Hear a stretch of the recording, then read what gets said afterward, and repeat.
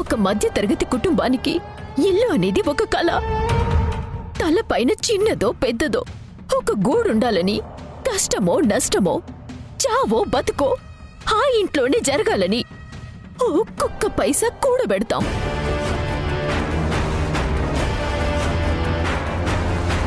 మీరు చెమటొచ్చి దాచిన ఆ డబ్బు ఇప్పుడు ఆ ఇంట్లో లేదు, మా మావయ్య దగ్గరుంది.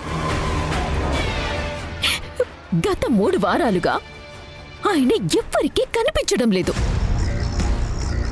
పత్రాలు రెడీగా ఉన్నాయి, మరి పంచటానికి ఏంటి సమస్య? ఇప్పటికైనా కళ్ళు తెరవండి, వాళ్ళని వెళ్ళి నిలదీయండి. నా పేరుని మాత్రం బయటికి తీసుకురావద్దు.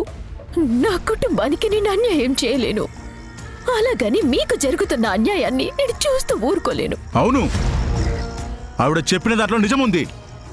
ముహూర్తాలు పెడుతున్నారు కానీ భూమి పూజ మాత్రం జరగట్లేదు. మన కష్టాజీతం పట్టుకొని పారిపోతే మనం ఊరుకోవాలా? పదండి, ఇప్పుడే వెళ్ళి నిలదీద్దాం. పదండి.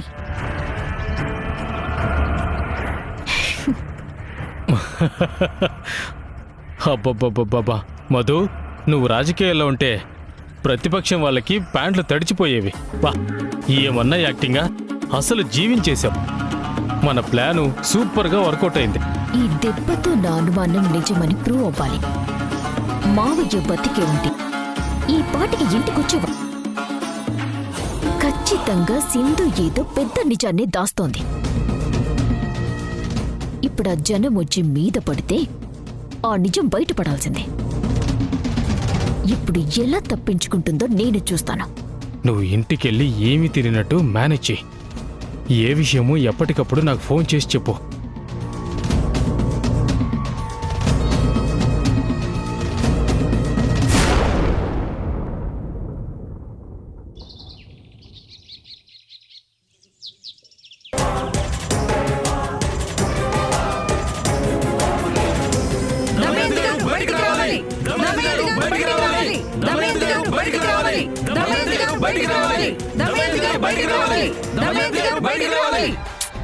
వినిపించట్లేదు, ఇంకా గట్టిగా అరవండి. వాళ్ళొచ్చాక గట్టిగా నిలదీయండి, అప్పుడే నిజం బయటపడుతుంది. అరవండి.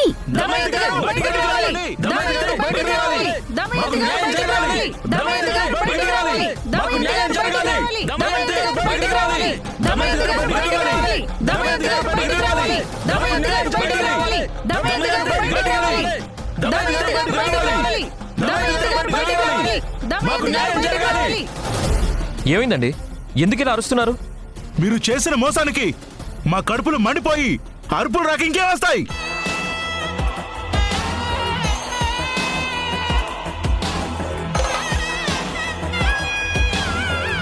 మోసమా? మేమేం మోసం చేశాం? విషయం ఏంటో సూటిగా చెప్పండి. మీ నాన్న చంద్ర గారు మా డబ్బు తీసుకుని పారిపోయారని మాకు ఇన్ఫర్మేషన్ వచ్చింది.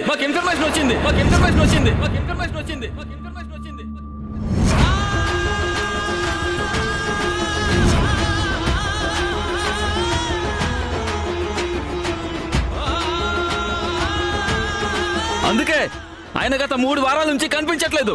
ఎందుకు? ఆయన ఎక్కడికి వెళ్ళినట్టు? ఆపుతారా? ఎవరి గురించి మాట్లాడుతున్నారో తెలుసా?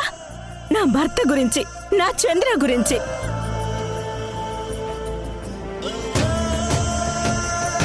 ఒక్కటికి 4 సార్లు ఆలోచించుకొని మాట్లాడండి. నా భర్త పారిపోవడం ఏంటి? పిచ్చి పట్టినట్టు మాట్లాడుతున్నారు. ఏంటండి మీరు? మీకు మా మావయ్య పారిపోయేవాళ్లా కనిపిస్తున్నారా? ఆయన ఢిల్లీ వెళ్లారు. మీకంత నమ్మకం లేకపోతే ఆయన ఇప్పుడే వెంటనే వచ్చేస్తారు. అంతేకాని ఇలా ఇంటి మీదకొచ్చి నిందలు వేయకండి. లేదు, మీరు అబద్ధం చెప్తున్నారు. చంద్ర గారు మా డబ్బు తీసుకొని పారిపోయారు.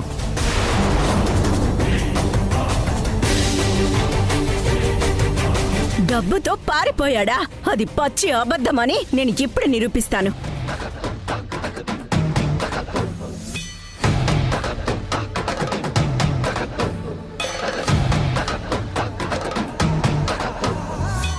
నిరూపిస్తారా? ఏం నిరూపిస్తారో చూద్దాం.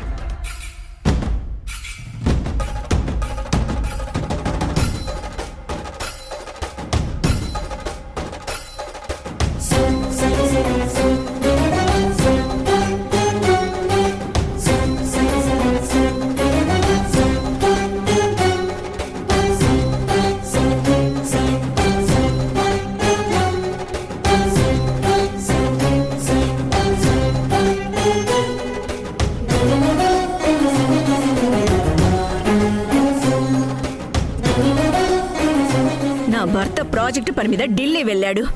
మీ మాటలు వింటే ఆయన కుప్పకూలిపోయేవాడు. నా కొడుకు లాభం కోసం ఈ ప్రాజెక్టు చేయడం లేదు. ప్రతి మధ్యతరగతి మనిషికి సొంత ఇల్లు ఉండాలనే తక్కువ ధరకి ఇల్లు కట్టిస్తున్నాడు. వాడి మంచి ఉద్దేశాన్ని అర్థం చేసుకోకుండా ఎవరో చెప్పినా గాలి మాటలు పట్టుకొని వస్తారా? రే యష్, ఇక చాలరా. మన మీద నమ్మకం లేని వాళ్ళ గురించి మనం ఆలోచించనక్కర్లేదు. ఇప్పుడే ఈ క్షణమే అందరికీ డబ్బు పంచేసి పత్రాల మీద సంతకాలు తీసుకోరా. అమ్మ క్షమించండి, మేమెవరో చెప్పిన మాటలు విని తప్పు చేశాం. నిజంగానే మీరిచ్చే రేటుకి ఇల్లు కట్టుకోవడం మా కల. మమ్మల్ని క్షమించండమ్మా, ఇంకోసారి ఇలాంటి పొరపాటు జరగదు. మమ్మల్ని క్షమించండి మేడం.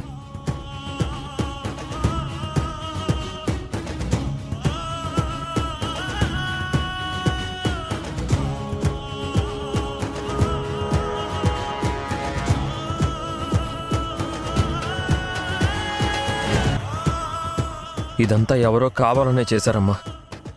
వాళ్ళని రెచ్చగొట్టి మన మీదకి పంపారు.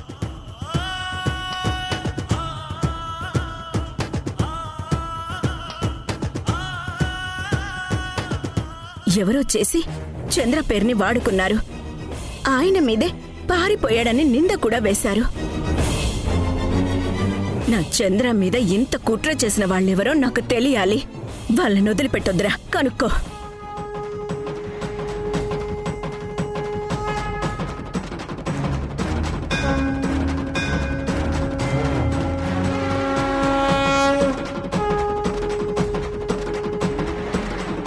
అసలు వీళ్ళని ఎవరు రెచ్చగొట్టుంటారు?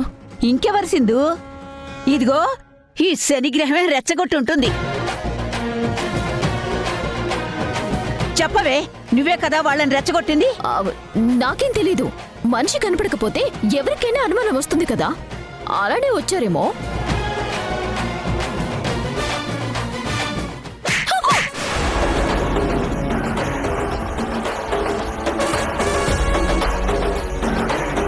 అసలు నువ్వు మనిషివేనా? ఒక పక్క క్షమించలేని తప్పులు చేసి కూడా మళ్ళీ కొత్త కొత్త కుట్రలా? ఈ ఇంటి కోడలివి అని చెప్పుకోవడానికి అసహ్యం వేయడం లేదా?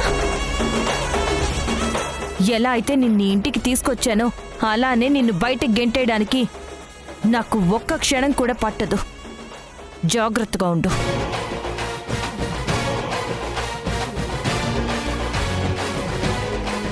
ప్రతిసారి దీనికి నా చెంప రాసిచ్చినట్టు పొట్ట పొట్ట పీకుతోంది. వీళ్ళందరికీ నేను అలసైపోయాను కదా, చెప్తా. వీళ్ళందరి సంగతి చెప్తా. ఏం మధు, చంప మండుతుందా? ఆ దెబ్బకు సింధు మీద కోపం వస్తుందా? లేకపోతే నీ ప్లాన్ ఫెయిల్ అయిపోయిందని బాధగా ఉందా? తేజ, నువ్వు కూడా నన్ను వెక్కిరిస్తున్నావా? వెక్కిరించడం కాదు మధు, ఒక చిన్న సలహా ఇస్తున్నాను. నిప్పుతో ఆడుకునేటప్పుడు వేళ్లు కాలుతాయని అందరికీ తెలుసు. కానీ నువ్వు నిచ్చెన పట్టుకొని ఏకంగా అగ్నిపర్వతాన్ని మీదకే ఎక్కాలని ప్లాన్ చేస్తున్నావు. నీ బుర్రకి ఇప్పుడు అర్థం కావాల్సిందేంటంటే, నువ్వు దగ్గరికి వెళ్లే లోపు ఆ నిచ్చెనతో సహా మాడి మసైపోతావు. సింధు కొట్టిన దెబ్బకి నీ ప్లాన్తో పాటు నీ దవడ కూడా షేక్ అయిపోయింది. ఇకనైనా ఆ దొంగ రాజకీయాలు ఆపి మనిషిలా బ్రతకడం నేర్చుకో.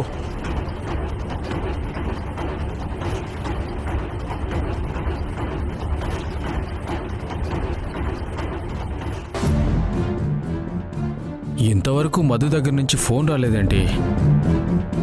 ఈ పాటికి డబ్బిచ్చిన వాళ్ళంతా ఇంటి మీదకి వెళ్ళి రచ్చ రచ్చ చేసుండాలే. మధు అటు వెళ్ళగానే ఫోన్ చేస్తాననింది. మరి ఇంకా చేయలేదేంటి? మనమే చేద్దాం.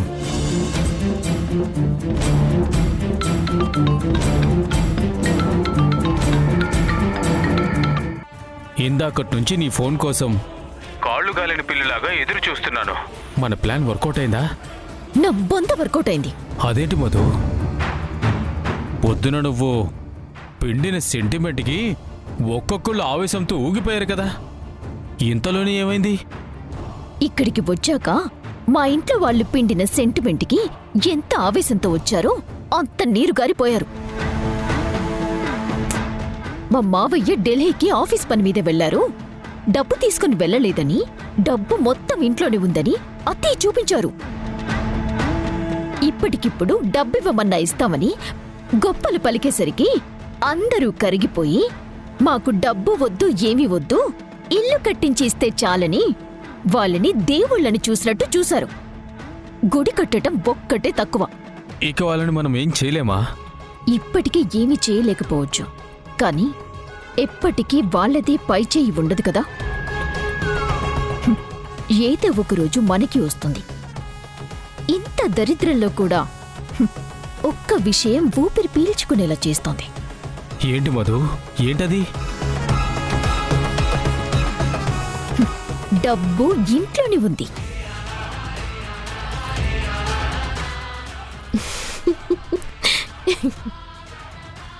దాని గురించి మనం పర్సనల్గా మాట్లాడుకోవాలి.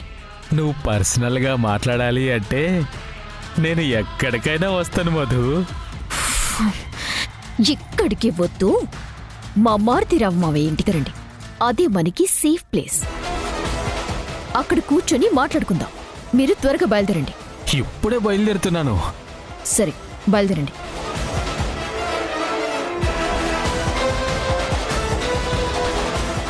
ఏదైతేనే ఇంట్లోనే డబ్బుందని తెలిసింది. చెప్తా.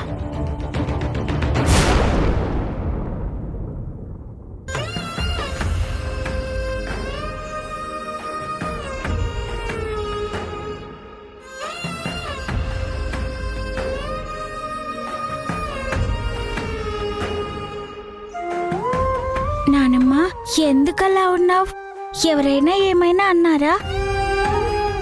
అవును నానమ్మా, నువ్వు ఎప్పుడూ నవ్వుతూ ఉంటావు కదా, మరి ఏమైంది అలా ఉన్నావు? ఏం లేదు నాన్న, మీ తాతయ్య డబ్బులు తీసుకుని పారిపోయాడని బయట జనం వచ్చి పెద్ద గొడవ చేశారా. ఆ మాటలు తలుచుకుంటేనే మనసు తల్లడిల్లిపోతుంది. ఆయన్ని అంత మాట అనటం నేను తట్టుకోలేకపోతున్నాను. అమ్మా, ఆ గాలి మాటలను ఇంకా ఎందుకు పట్టుకొని కూర్చుంటావు? ఎవరైతే నిందించాలని వచ్చారో చివరికి వాళ్లే క్షమాపణలు చెప్పి వెళ్ళిపోయారు కదా. అది మీరు నిలబెట్టుకున్న గౌరవం. చిన్న చిన్న వాటికి నువ్వు ఇలా బాధపడకమ్మా. ఇది చిన్న విషయం కాదు రాయేష్, మన కుటుంబ గౌరవం. ఆయన మీద ఎవరైనా వేలెత్తి చూపిస్తే మొత్తం మన కుటుంబంలోని ప్రతి ఒక్కరి మీద వేలెత్తి చూపించినట్టేరా. ఈ డబ్బుని ఇంకా మన దగ్గరే ఉంచుకోవడం కరెక్ట్ కాదురా. వెంటనే పనులు మొదలు పెట్టాలి. మీ నాన్నని వెంటనే రమ్మని చెప్పరా. ఫోన్ చేసి విషయమంతా అర్థమయ్యేలా చెప్పు. ఆయన వస్తేనే ఈ గొడవలన్నీ సద్దుమణుగుతాయి.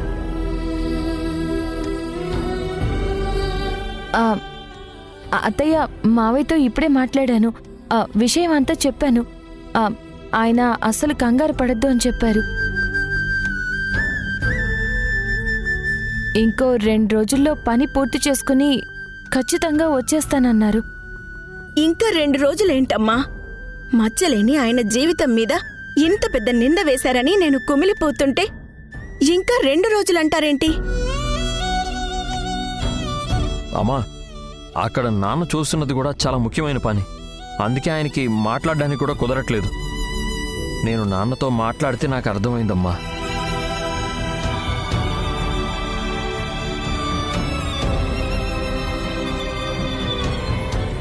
ఇంకో 2-3 రోజులే కదమ్మా. ఆయన వచ్చాక అందరు నోర్లు మూయించవచ్చు.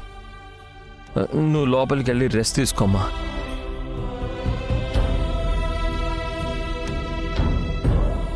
రిషి శశి మీరు కూడా వెళ్ళి ఆడుకోండి. శశి రా.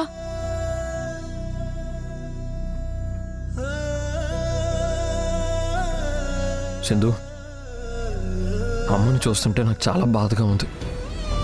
దీనికి త్వరగా పరిష్కారం ఆలోచించకపోతే ఇంట్లో పరిస్థితులు చేయి దాటిపోయేలా ఉన్నాయి. మన మీద నిందపాటం అమ్మ అస్సలు భరించలేదు. ముందా డబ్బుని జాగ్రత్త చేయండిరా. ఆ మధు కంట్లో ఆ డబ్బు బ్యాగులు పడ్డాయి. అదంత తేలిగ్గా వదిలిపెట్టే రకం కాదు. దాని బుద్ధి గురించి మీకు తెలిసిందే కదా, ఏ నిమిషంలో ఎలాంటి ప్లాన్ వేస్తుందో. అవును భాగ్యం, మనం అలర్ట్గా ఉండాలి. మధు ఖచ్చితంగా ఏదో ఒకటి ప్లాన్ చేసుంటుంది. అవును, ఆ డబ్బుల జోలికొస్తే ఆ మధు చేత ఊచలు లెక్క పెట్టిస్తాను భాగ్యం. ఈ ఇంటి కోడలని కూడా చూడను. ఈరోజు జరిగిన దాంట్లో తన హ్యాండ్ ఖచ్చితంగా ఉంది. తనే అందరినీ రెచ్చగొడుతోంది. ఇప్పుడు తను మళ్ళీ ఏదన్నా కొత్త డ్రామా మొదలు పెడితే నేనేంటో చూపిస్తాను.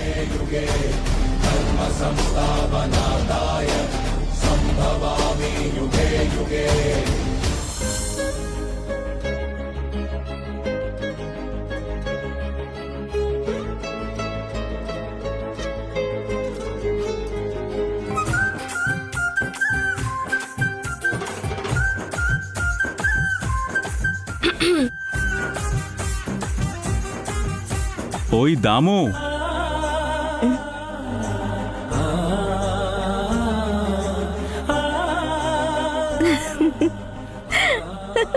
ఏంటి దాము మొహం అలా పెట్టావు? అసలు ఈ ఇంట్లో ఏం జరుగుతోంది? అమ్మా, నాన్న, రిషి ఏం చేస్తున్నాడో చూపిస్తారండి.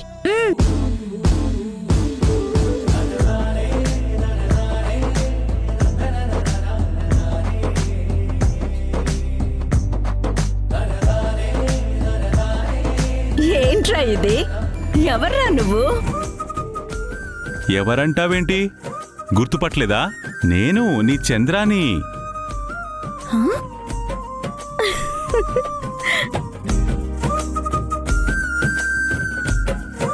ఏంటి నా మీద అలిగావంట? ఢిల్లీ వెళ్ళినందుకు ఇంత కోపమా? అవును, అలిగాను. నువ్వు చేసే పనులేమైనా బాగున్నాయా మరి? మమ్మల్ని ఇలా వదిలేసి ఎక్కడికో వెళ్ళడం. అబ్బబ్బా, నువ్వే కదా దాము ఎప్పుడు చెప్తూ ఉంటావు. ఏమండి, మన కుటుంబానికి ఎప్పుడు ఏ లోటు రాకుండా చూసుకోవాలి అని.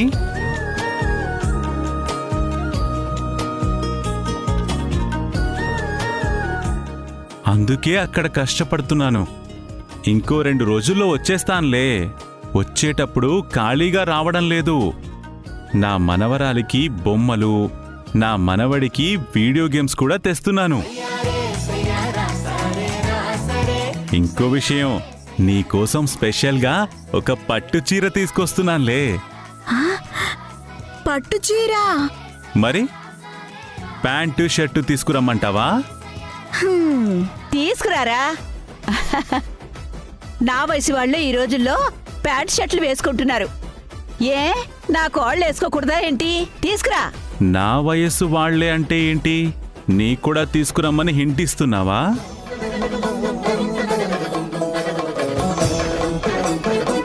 అయినా నీ మీద నాకు చాలా కంప్లైంట్స్ ఉన్నాయి. నేనేం చేశానురా? నిన్నిక్కడ ఉంచింది ఎందుకు? నా దాము ఏడుస్తుంటే చూస్తూ ఊరుకుంటున్నావా? అసలు ఏం చేస్తున్నావు నువ్వు? వామ్మో, నేనేదో ఏడిపించినట్టు మాట్లాడుతున్నావేమిట్రా? సర్లే, నీతో తర్వాత మాట్లాడతాను. ఎరా యశు, ఆఫీస్ పనులు ఎలా జరుగుతున్నాయి?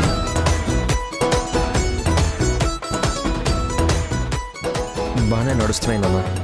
పని ఉందని సీరియస్గా ఉండకు. అప్పుడప్పుడు సింధుని తినడానికి అలా రెస్టారెంట్కి తీసుకెళ్తూ ఉండు.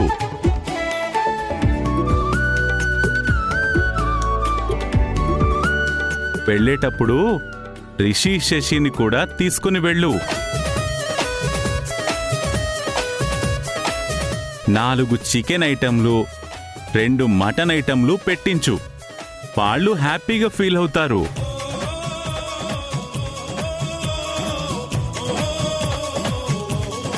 సింధు, నువ్వు చాలా మంచిదానివి తల్లి.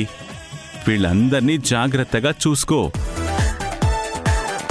నీ పిల్లల్ని మరీ హోంవర్క్ అనే పేరుతో చంపేయకు. ఈ సమ్మర్లో అయినా వాళ్ళని ప్రశాంతంగా ఆడుకోనివ్వు. అలాగే మావయ్య.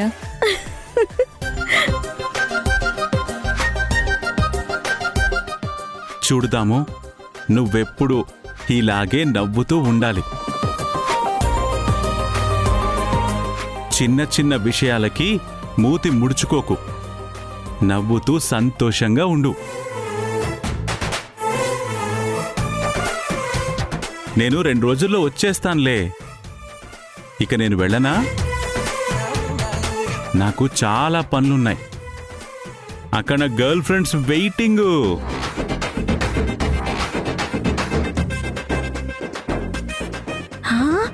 గర్ల్ ఫ్రెండ్సా? నిన్ను నిన్ను దాము వదిలేదాము. వద్దు. ఇంకోసారి గర్ల్ ఫ్రెండ్స్ అంటావా? నిన్ను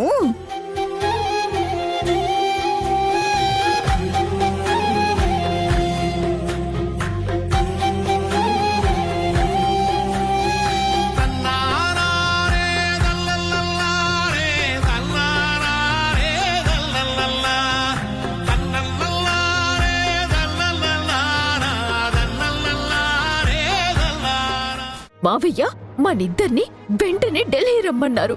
ఇదిగోండి ఫ్లైట్ టికెట్స్ కూడా బుక్ చేశాను అత్తయ్య. ఈ ఫ్లైట్ మిస్ అయిపోతే రాత్రి వరకు మళ్ళీ ఫ్లైట్స్ లేవత్తయ్య. మావయ్య రాత్రికి హర్యానా వెళ్ళిపోవాలంట. నాకు చంద్రన్ చూడాలనుంది. నేను ఇప్పుడే ఫ్రెష్ అయ్యి వస్తాను. అలాగే, తొందరగా బయలుదేరదాం.